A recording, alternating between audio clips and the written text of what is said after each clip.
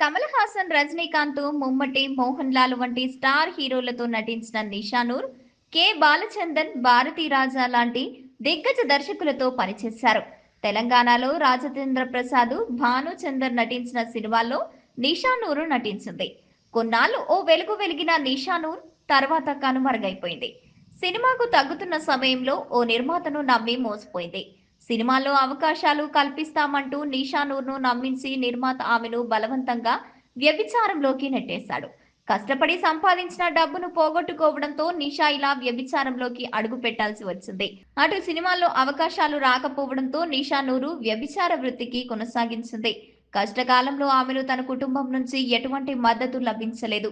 నిషానూర్ ఓ దర్గా బయట వీధిలో నిద్రపోయే పరిస్థితి వచ్చిందంటే ఆమె జీవితం ఎలా దారుణంగా మారిపోయిందో అర్థం చేసుకోవచ్చు. ఓ ఎన్జిఓ సంస్థ నిషానూర్ ను గుర్తించింది. బక్కచిక్కి గుర్తుపట్టలేని స్థితికి మారిపోయింది. హాస్పిటల్లో టెస్టులు చేయించగా నిషానూరు ఎయిడ్స్ తో బాధపడుతున్నట్లు తెలిసింది. నిషానూర్ 2007లో 44 ఏళ్ల వయసులో ఎయిడ్స్ తో పోరాడుతూ మరణించింది.